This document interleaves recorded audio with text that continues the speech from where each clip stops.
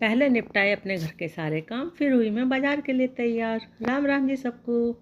तो तैयार होकर फिर, क्योंकि आज मुझे जाना था फिर से पति देव के साथ में बाज़ार। बाहर आकर देखा तो सब्जी वाला भैया भी खड़ा था दीवार की ओट में, धूप से होकर परेशान।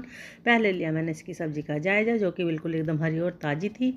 उसके बाद मुझे सामने दिखाई दी ये बंदरियाँ, जो कि अपने छोटे छोटे बच्चों को लेकर जो घूम रही थी पानी और खाने की तलाश में। करके इन्हें टाटा बाय बाय, फिर हम चल पड़े थे बाज़ार की तरफ को।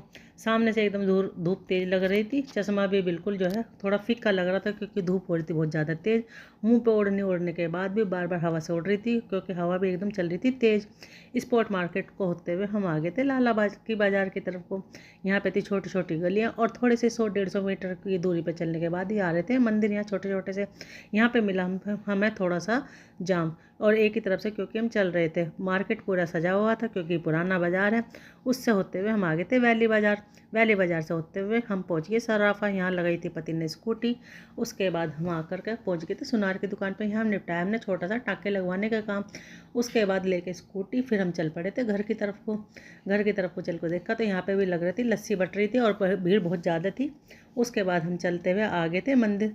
शाम को करके मंदिर में दर्शन, क्योंकि हो रही थी पूजा आरती।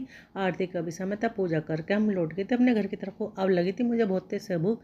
थोड़ा सा मैंने खाया नाश्ता, और उसके साथ पी चाय। आज के लिए बस इतना ही। चैनल को कर देना जल्दी से सब्सक्राइब।